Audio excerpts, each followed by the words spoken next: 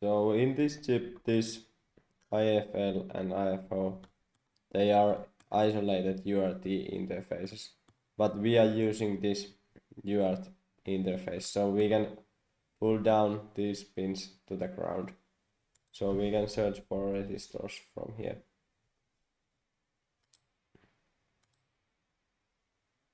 And we can use this chip size. So I will drag this here.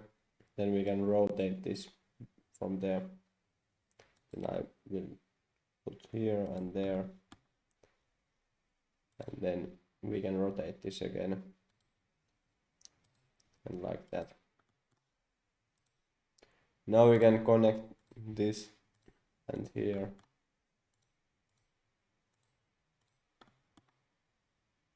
And then we can search for ground.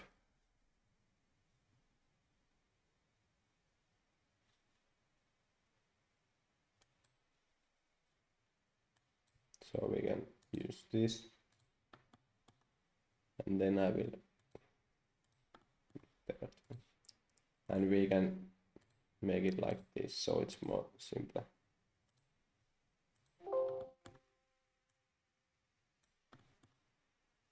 And same thing here.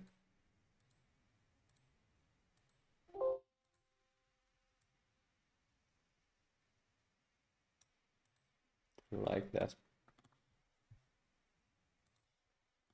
Then we could add this ground pins here too. So we can use Ctrl C and Ctrl V. And we can copy it here. And then there is another ground. And we can add these connections.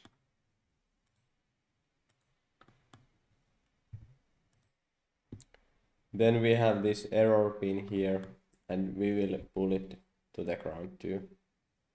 And also this not connected pin. So we can make them like this, and then there.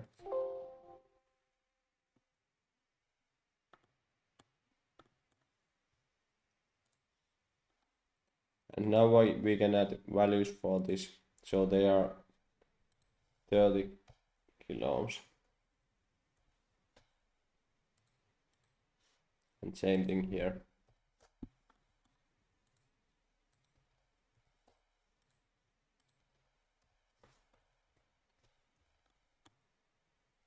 And then we can copy this, and we will also pull down this PWM pins.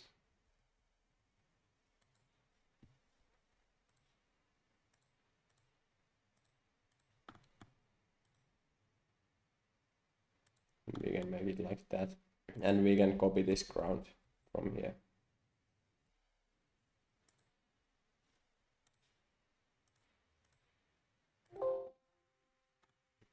Okay.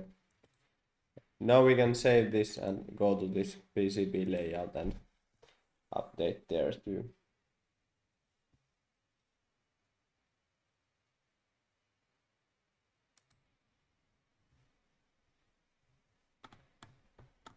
So here is this new resistors.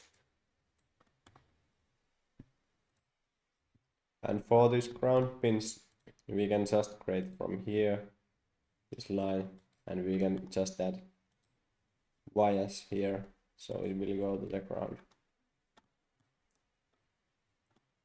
And then there is this another G and D pin somewhere.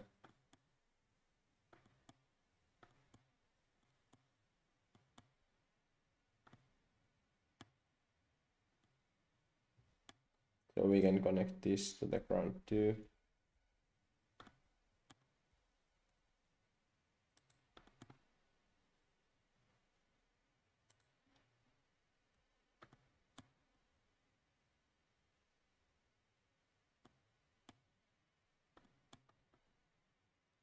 And also this. So we can basically connect it here.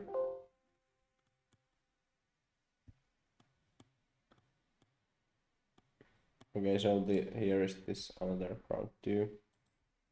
And we can make this via here.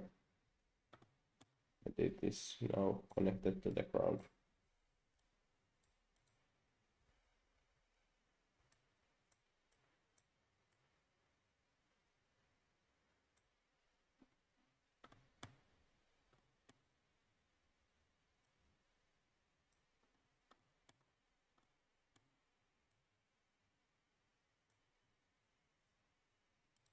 We can rotate this component like this, and it's from here.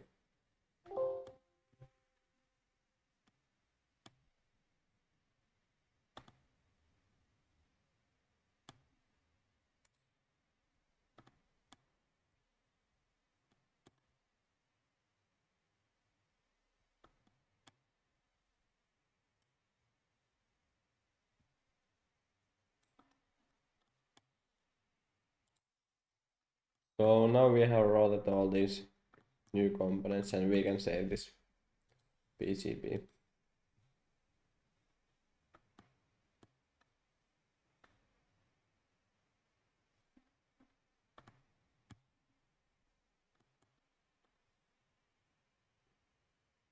And then we can use this push to the 3D model.